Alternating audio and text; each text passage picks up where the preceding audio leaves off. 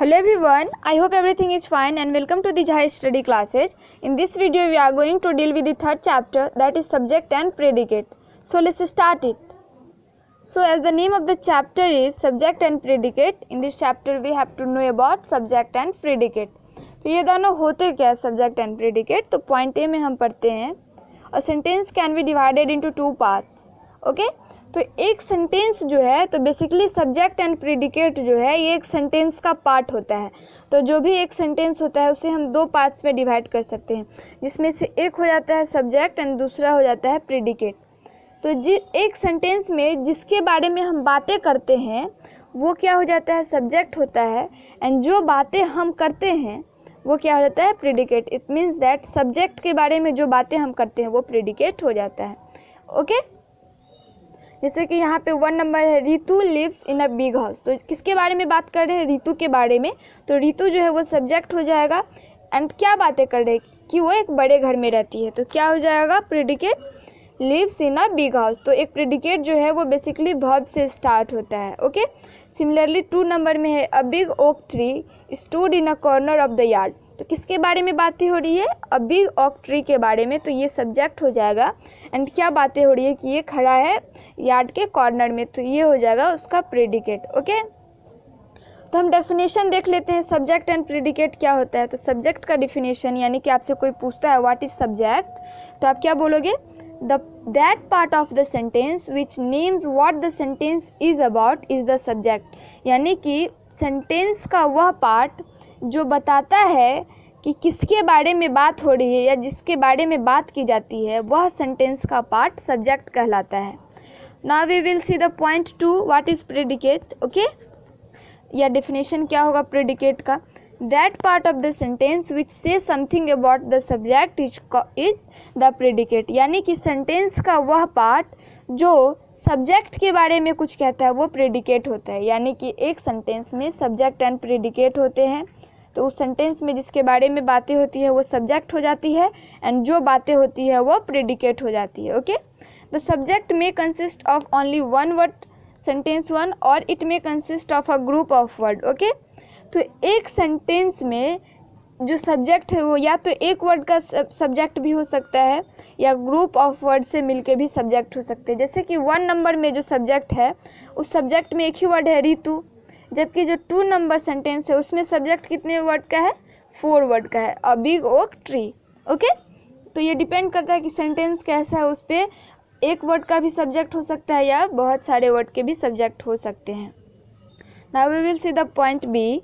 In most of the sentences, the subject is usually placed in the beginning of the sentence, but this doesn't mean that any word in beginning of a sentence will naming the subject look at these sentences. Okay? तो अब देखना है कि basically क्या होता है, कोई भी सब्जेक्ट जो होती है सेंटेंस की वो बिगनिंग में होती है। जैसे कि इस जो सेंटेंस की बिगनिंग में रितु हो गया, अ बिग ओक ट्री, इसका मतलब ये नहीं कि हर सेंटेंस जो स्टार्ट है वही उसका सब्जेक्ट है। जैसे कि ये एक एग्जांपल है, at the bottom of the river ले हिज एक्स।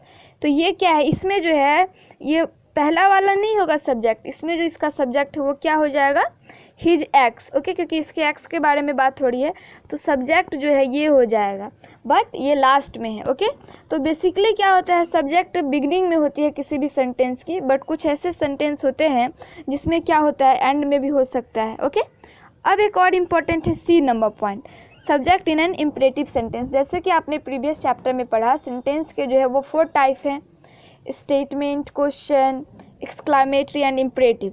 तो जो सब्जेक्ट जो सेंटेंस है, जो 3 सेंटेंस है, कौन कौन से, क्वेश्चन, एक्सक्लामेटरी एंड जो असर्टिव सेंटेंस है, इसमें क्या होता है, ये तीनों का जो सब्जेक्ट है वो हमें दिखता है, बट जो इम्परेटिव सेंटेंस होता है उसका जो सब्जेक्ट है वो हिडन फॉर्म में होता है।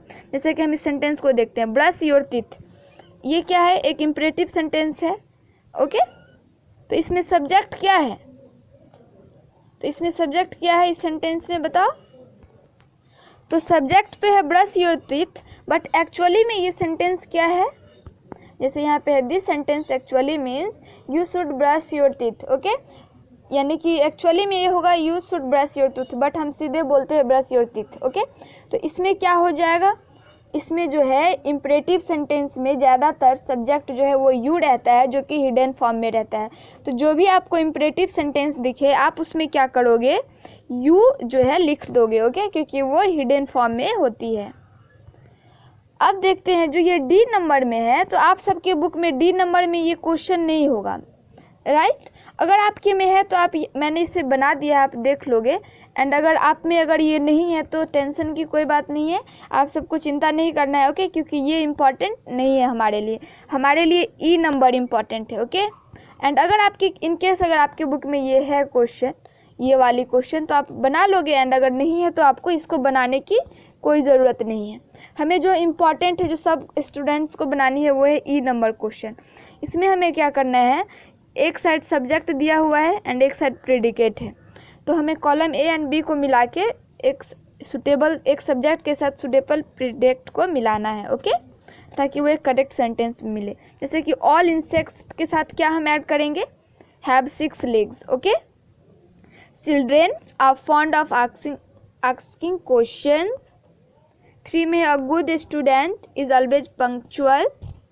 4 में है none of us hear the telephone bell ringing. 5 में है life in the hills has it on charms. अब 6 नंबर देखेंगे, Indian farmers are hard working people. Very few trains halt at this small stations. And 8 number में क्या हो जाएगा, a long train journey can be tiring, okay. And आप सब match में अगर आपको कन्फ्यूजन हो रहा है यहाँ पे, तो आप इसका यहाँ पे मैंने नंबर भी लिख दिया कि कौन कौन से नंबर होंगे, ओके, उसके अकॉर्डिंग आप मैच कर लोगे। एंड वंस अगेन मैं आप सबको कह रही हूँ कि ये इंपॉर्टेंट नहीं है। अगर आपके बुक में है तो कर लोगे तो भी, अगर नहीं करोगे तो भी इम्पॉर्टेंट नहीं है, हमें बस ई नंबर करना है। तो अगर आपके बुक में ये नहीं है तो आप सब टेंशन नहीं लोगे, okay. That's all for today. I hope that you all understand the chapter clearly. If you have any problem regarding this chapter, please comment on in comment section. And आप ये भी बताओ कि आपको चैप्टर अच्छे से समझ में आया या नहीं। Thanks for watching the video.